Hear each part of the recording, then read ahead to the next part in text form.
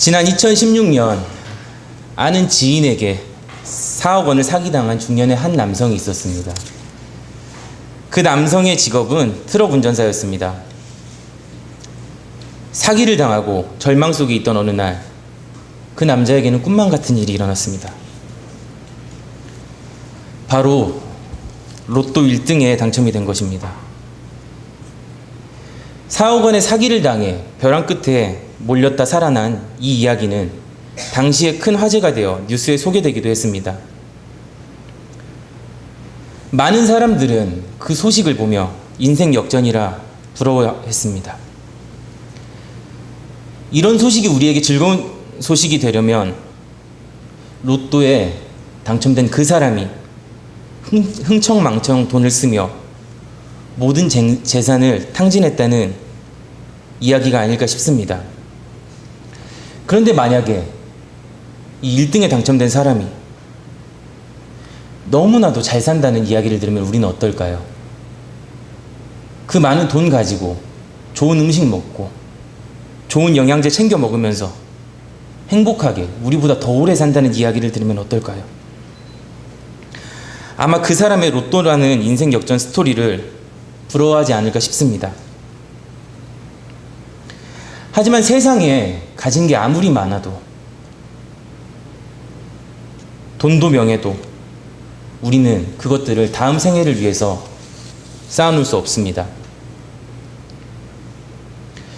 그렇다고 세상에서 누리던 모든 것들이 우리가 죽어서도 누릴 수 있는 것도 아닙니다. 이런 생각을 해봅니다.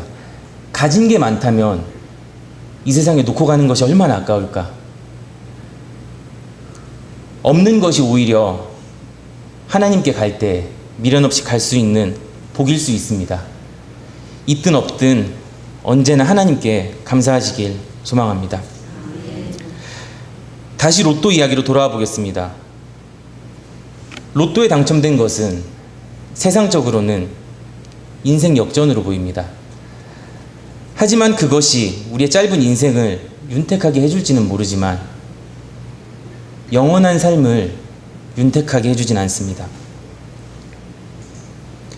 영원을 놓고 보면 그 짧은 순간에서의, 그 짧은 인생에서의 로또는 아주 보잘것없는 것입니다. 우리에게 있어서 인생 역전이란 무엇입니까? 선친이 사놓은 땅, 내가 사놓은 집이 재개발이라는 호재를 맞아서 갑자기 몇 배 땅값이 오르는 것입니까?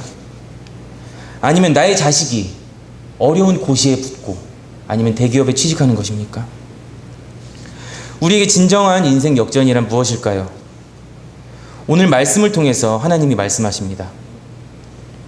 오늘 본문인 마가복음 10장은 마지막 유월절에 참석하기 위해 예수님께서 갈릴리로부터 예루살렘으로 가시는 여정을 이야기하고 있습니다. 오늘 바디메오가 치유를 받은 사건은 예수님이 예루살렘에 도착하시기 전 마지막으로 하신 치유 이적입니다. 당시의 유대 사회에서 소경들은 거지 생활을 할 수밖에 없었습니다. 당시 육체적 노동을 필요로 하는 직업이 대부분이었기 때문에 신체가 온전하지 못한 사람은 할 수 있는 일이 거의 없었습니다. 또한 그 당시에 사회에서 장애를 갖고 있다는 것은 하나님 앞에 무언가 더러움을 입은 사람이라 정죄하는 분위기마저 있었습니다. 그런 상황 속에서 몸이 온전하지 못한 사람은 정상적인 사회생활이 거의 불가능했습니다. 오늘 본문에 나온 바디메오 역시 그러한 처지에서 신음하며 생활하던 사람이었습니다. 이름마저도 없는 아주 불쌍한 사람이었습니다. 바디메오란 디메오의 아들이라는 뜻입니다.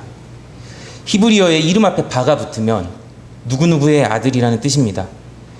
그렇게 디메오의 아들 바디메오라 불리며 이름 없이 살아가던 사람이었습니다. 그런 바디메오에게 기회가 찾아왔습니다. 바로 그가 살던 동네에 예수님께서 지나가신다는 이야기를 들었습니다. 오늘 본문은 그렇게 바디메오가 예수님을 만나는 사건을 말씀하십니다. 오늘의 본문입니다. 그들이 여리고에 이르렀더니 예수께서 제자들과 허다한 무리와 함께 여리고에서 나가실 때 디메오의 아들인 맹인 거지 바디메오가 길가에 앉았다가, 예수님께서는 유월절을 지키기 위해 갈릴리를 떠나 예루살렘을 향하고 있었습니다. 그 관문 중 마지막 성인 여리고에 이르렀고, 예수님을 따르는 제자들과 많은 무리들이 함께 했습니다. 그리고 예수님께서 무리들과 함께 여리고를 떠나는 길, 그 위에서 맹인이고 구걸하고 있던 디메오의 아들 바디메오가 길가에 앉아 있었습니다. 바디메오는 예수님이 자신의 주변을 지나간다는 이야기를 듣고 예수님에게 외쳤습니다. 보잘것없고 앞을 볼 수 없고 가진 것 없는 자신을 불쌍히 여겨달라고 외쳤습니다.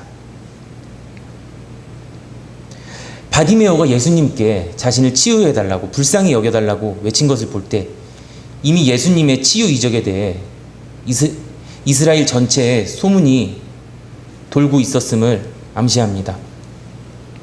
예수님을 따르는 예수님의 무리는 아주 충성스러운 사람들이었습니다. 그 무리는 존귀하신 예수님께서 지나가시는데 하찮은 바디메오가, 거지가 시끄럽게 소리치는 모습을 보고 조용히 하라고 꾸짖었습니다. 하지만 바디메오는 오히려 더 크게 예수님께 외쳤습니다. 예수님께서는 바디메오의 그 외침을 외면하지 않으셨습니다. 사람들에게 바디메오를 부르라고 하셨습니다. 소경 바디메오는 예수님께서 부른다는 기쁜 소식에 겉옷조차 내어버리고 예수님께로 나와왔습니다. 하나님의 아들이신 예수님께서는 이미 바디메오가 무엇을 원하는지 알고 계셨습니다.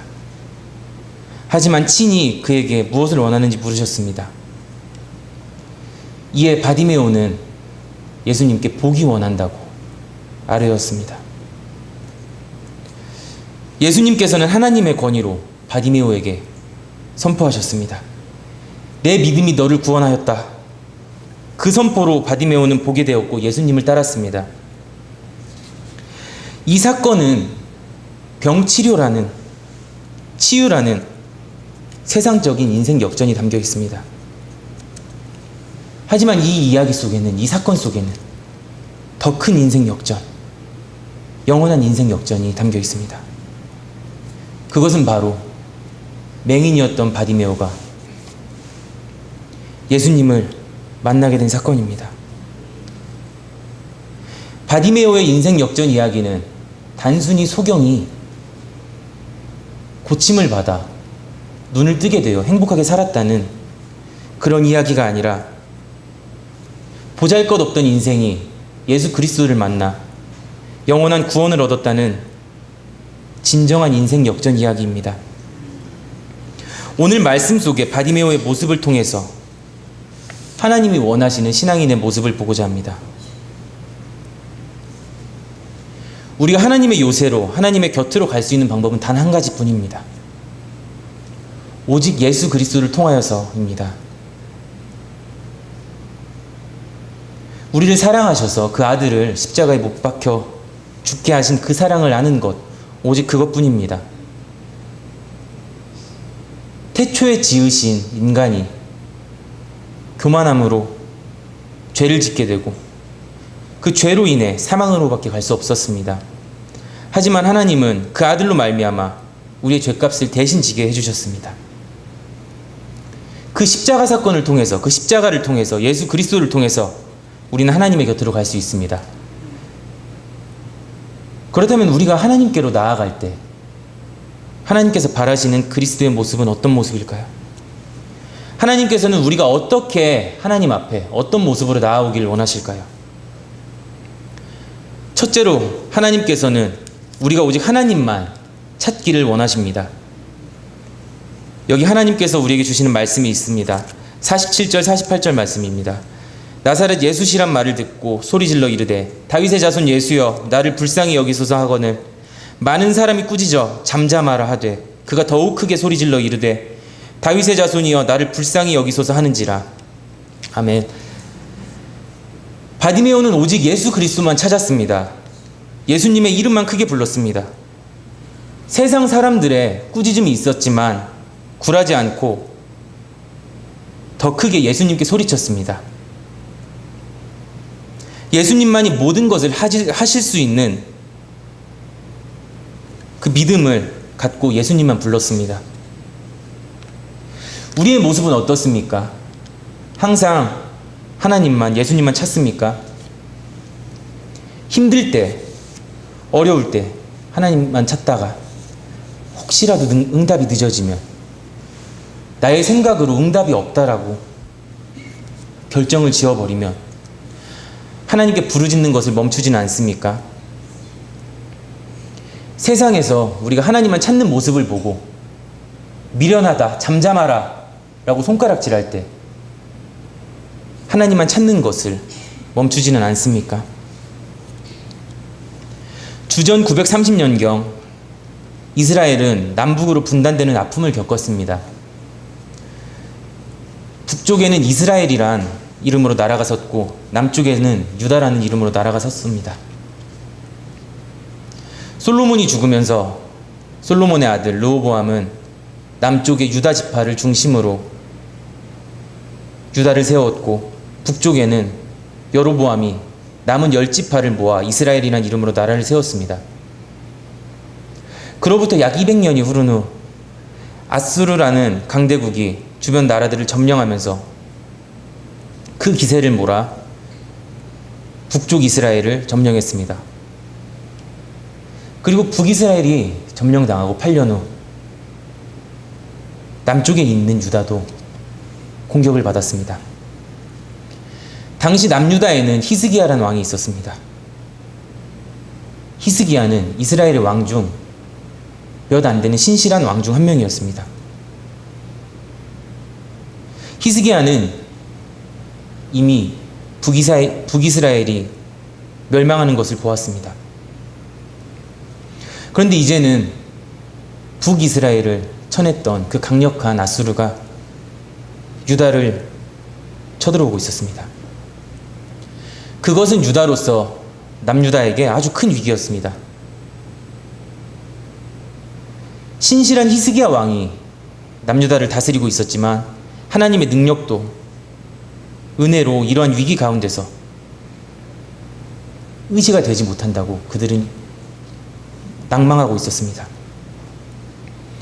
남유다는 2번의 공격을 받았습니다. 첫 번째 공격을 받았을 때 아수르라는 강력한 힘 앞에 히스기야는, 남유다는 모든 것을 내려놓고 그들과 타협을 했습니다. 하지만 2번째 공격이 시작되었을 때 그들은 더 이상 타협하지 않고 정면으로 맞서 싸웠습니다. 아수르는 날마다 군사를 보내어 남유다를 조롱하였고 이스라엘 군사들을, 남유다의 군사들을 회유하였습니다. 그러던 중 가장 힘들었던 순간은 히스기야가 아수르 왕으로부터 최후의 통첩을 받은 편지를 받았을 때입니다. 아수르 왕은 편지를 통해서 히스기야를, 남유다를, 하나님을 조롱했습니다. 아수르에 멸망한 다른 국가들에게는 신이 없었겠느냐? 그들 모두 나의 앞에 무릎 꿇었다. 네가 의지하는 네 하나님, 그 하나님이 이스라엘을 지켜줄 것이라고. 그 말에 속지 말라. 이런 세상의 조롱 속에 히스기야는 어떻게 했을까요? 절망하고 낙담한 것이 아니라 하나님의 성전으로 들어가 하나님께 부르짖었습니다. 히스기야 왕은 끝까지 하나님께 부르짖었습니다. 바디메오도 끝까지 예수님만 찾았습니다. 아수르 왕이 너희 하나님이 너희를 지켜줄 거라는 그 말에 속지 말라는 조롱을 할 때에도 히스기야는 하나님만 찾았습니다. 바디메오가 예수님을 부를 때 세상이 잠잠하라 하여도 바디메오는 예수님만 찾았습니다. 우리에게도 이런 믿음이 있길 원합니다. 믿음으로 말미암아 하나님만 찾길 원합니다. 세상이 잠잠하라 할지라도 오직 하나님께만 부르시기를 원합니다. 히스기야는 아수르를 물리쳤습니다. 바디메오는 소경이 보게 되었습니다. 우리가 하나님만 찾을 때 그 믿음의 사건이 우리에게도 임할 줄 믿습니다. 비록 바디메오에게 임했던 그 기적이 우리에게 없을지라도 나를 지으시고 나를 사랑하시는 영원한 아버지께 모든 것 아뢰며 나아가는 우리가 되길 소망합니다. 둘째로 하나님께서는 우리가 하나님의 주파수에 집중하기를 원하십니다. 49절 말씀입니다. 예수께서 머물러 서서 그를 부르라 하시니 그들이 그 맹인을 부르며 이르되 안심하고 일어나라 그가 너를 부르신다 하매. 예수님께서 많은 무리가 지나가실 때 바디메오가 예수님을 있는 힘껏 불렀습니다. 그 소리를 예수님께서 들으셨고 바디메오를 오라 말씀하셨습니다. 바디메오는 예수님께서 오라 말씀하시는 그 소리를 듣고 예수님께 나아갔습니다. 그곳이 많은 인파 속에서 시끄럽고 예수님의 작은 목소리가 잘 들리지 않았을 수도 있지만 바디메오는 예수님께만 집중했고 예수님께 나아왔습니다. 바디메오는 예수님의 소리에 집중했습니다. 다른 소리가 아닌 생명의 소리에만 집중했습니다. 그럴 때 바디메오는 예수님을 만날 수 있었습니다. 어느 해운회사에서 사람을 뽑고 있었다고 합니다. 모집하는 중에 이미 필기고사를 합격한 사람들을 모아놓고 면접을 기다리고 있었습니다. 그런데 시간이 흘렀는데도 기다리는 사람들을 아무도 부르지 않았습니다. 그저 스피커로 감미로운 음악만 나오고 있었습니다. 그렇게 시간이 흐르고 있을 때 대기하던 청년 중 한 명이 갑자기 서서 면접실로 들어갔습니다. 그리고 그가 나왔을 때 다른 대기자들이 물어봤습니다. 도대체 어째서 저곳으로 들어갔습니까? 그 청년이 말했습니다. 그 노랫소리 속에서 항해를 할 때 하는 무선 신호가 들려왔다. 그 소리 속에서 면접을 보기 위해 들어오라는 소리를 들었다. 그 신호를 듣고 들어간 청년은 그 면접에 합격했습니다. 그 청년이 소리에 집중하고 있을 때 그 노래에 섞여 있는 딸깍딸깍 배에서 주고받는 무선 신호를 들을 수 있었습니다. 우리가 살아갈 때 무수한 세상의 소리가 있습니다. 그 소리 때문에 우리는 예수님의 소리를 듣지 못하고 있지는 않습니까? 예수님은 언제나 우리의 마음 문을 두드리고 계십니다. 오늘도 우리와 함께 하길 원하시며 우리를 부르십니다. 우리는 예수님의 소리에 집중하고 있습니까? 언제나 하나님께 주파수를 맞추고 사는 사람은 하늘 위로와 복과 영광의 자리에 참여하게 됩니다. 하나님은 우리가 하나님의 음성에 집중하고 하나님의 음성 듣기를 원하십니다. 항상 하나님의 소리에 집중하시고 바디메오처럼 주님의 소리를 들으시어 주님의 초대로 나아가시는 우리가 되기를 소망합니다. 마지막으로 하나님께서는 우리가 하나님을 가장 우선에 두길 원하십니다. 50절 말씀입니다. 맹인이 겉옷을 내버리고 뛰어 일어나 예수께 나아오거늘. 소경 바디메오는 예수님께서 부르신다는 기쁜 소식에 겉옷조차 내어버리고 뛰어 예수님께 나아왔습니다. 모든 것이 부족하고 길바닥에서 생활하던 거지 소경에게 외투는 대단히 중요한 것입니다. 바디메오가 자신의 외투, 자신이 가진 모든 것을 포기한 것은 예수님께 나아가는 것에 모든 희망을 걸었음을 보여줍니다. 우리의 믿음은 어떻습니까? 바디메오가 겉옷을 제쳐두는 모습을 보고 나도 겉옷 하나쯤이야 제쳐둘 수 있어, 이러한 믿음은 아니신가요? 하나님이 원하시는 것은 우리의 겉옷, 보이는 것이 아닙니다. 하나님께서는 우리가 하나님을 가장 사랑하는 우리의 마음을 원하십니다. 요한복음 6장을 보면 오병이어의 기적 사건이 나옵니다. 오병이어 사건에서 예수님은 기적을 일으키셨고 5,000명을 먹이셨고 12바구니가 남았다는 것을 우리는 알고 있습니다. 오병이어 사건에서 중요한 한 가지가 있습니다. 그것은 바로 예수님께 자신의 보리떡 5개와 물고기 2마리를 드린 아이입니다. 그 아이는 먹을 것 없는 광야, 그곳에서 허기를 채우기 위해 쌓아온 도시락, 자신의 전부를 예수님께 드렸습니다. 예수님께서 겨우 그 도시락이 없었을지라도 5,000명을 먹이시는데, 아니 5만 명, 아니 이 모든 사람들, 전 세계 모든 사람을 먹이시는데 아무 어려움이 없으십니다. 하지만 예수님께서는 그 아이가 나아옴을 보시고 그 중심을 보시고 기뻐하셨습니다. 그리고 열왕기상 17장에 보면 엘리야와 사르밧 과부 이야기가 나옵니다. 사르밧 과부가 배고픈 엘리야에게 준 것은 진수성찬이 아니라 보잘것없는 밀가루 빵이었습니다. 하지만 그것은 사르밧 과부에게 전부였고, 하나님께서는 하나님의 사람에게 모든 것을 내어주신 그 중심을 보고 그 집에서 빵이 마르지 않게 하는 복을 주셨습니다.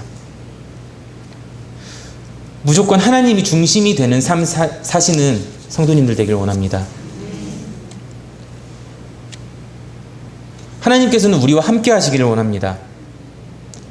전지전능하신 하나님을 나의 중심에 두면 감당치 못할 것은 단 하나도 없습니다. 오늘 말씀은 바디메오의 인생 역전 이야기입니다.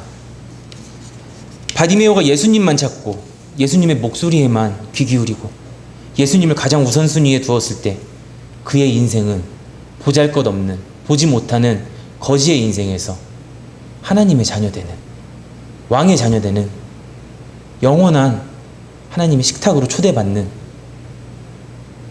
엄청난 인생 역전이 일어났습니다.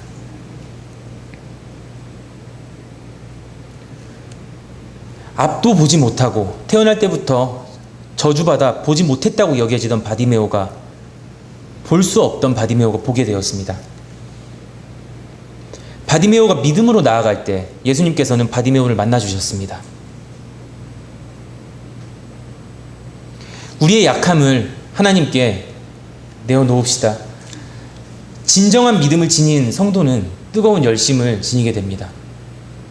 소경 바디메오가 주변의 방해에도 더 적극적으로 예수님의 도우심을 부르짖을 수 있었던 것은 주님께서 만나주시면 그의 인생이 역전될 것이라는 확실한 믿음이 있었기 때문입니다. 그 열심으로 바디메오는 눈을 뜨게 되었고 예수님을 만나게 되었습니다. 그리고 그보다 더한 사망으로부터 생명을 얻는 인생 역전을 맛보게 되었습니다.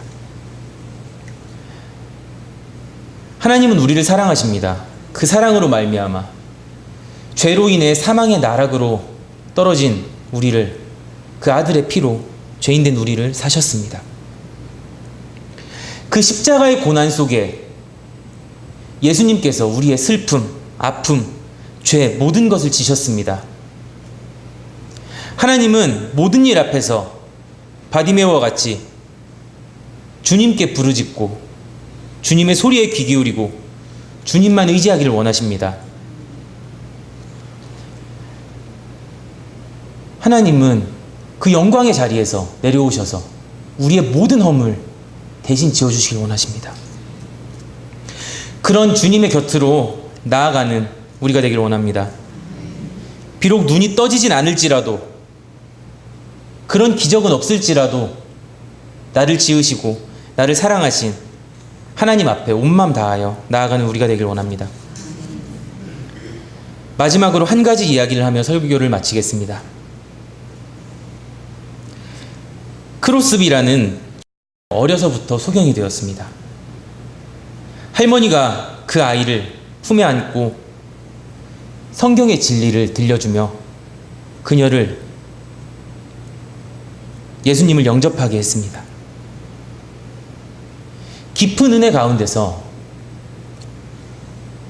크로스비는 8,000개가 넘는 찬송가를 썼다고 합니다. 그중 유명한 것이 예수 나를 위하여, 예수로 나의 구주 삼고 나의 갈 길 다 가도록, 이 은혜로운 찬송 가사들이 다 그 크로스비가 쓴 것입니다. 어느 날 한 목사님이 크로스비에게 말했습니다. 하나님께서 다른 은혜는 많이 주시면서 왜 당신에게 시력은 안 주셨는지 모르겠습니다. 그 말을 들은 그녀는 대답했습니다. 목사님, 제가 태어날 때부터 한 가지 소원이 있었습니다. 그 소원이 무엇인지 아십니까? 그것은 바로 소경으로 태어나는 것이었습니다. 목사님은 그 말을 듣고 의아해했습니다. 그리고 이유를 물었습니다. 그녀가 대답하기를, 이 세상에서는 보지 못하지만 하늘나라 가는 날, 처음 눈을 뜨는 날, 천국으로 들어갈 때 가장 먼저 보게 되는 것이, 가장 먼저 기쁨으로 바라보는 얼굴이 바로 나를 구원하신 구세주가 될 것이기 때문에 나는 소경으로 태어나는 것이 소원입니다 라고 말했다고 합니다. 이 고백이 우리의 고백 되길 원합니다. 죄로 얼룩져 너무나 보잘것없는 우리의 모습이 있습니다. 그 보잘것없는 모습이 예수님을 만나 왕의 자녀, 하나님의 자녀가 되었습니다. 보잘것없는 우리를 위해서 예수님께서는 십자가에서 모든 것 지고 못 박히셨습니다. 너무나도 쉽습니다. 우리는 그 예수님을 만나기만 하면 됩니다. 예수님을 만나기만 하면 우리는 짧은 세상 속에서의 인생 역전이 아니라 영원한 인생 역전을 하게 됩니다. 나를 창조하신, 전능하신, 전지하신 나의 주인께 모든 것 내어놓고 항상 부르짖기 위해 힘쓰고 음성 듣기 위해 집중하고 모든 것 그분께 의지하는 삶 사시길 원합니다. 바디메오의 인생 역전 이야기가 남의 이야기가 아닌 여기 모인 우리의 이야기가 되길 간절히 소망합니다. 기도하겠습니다.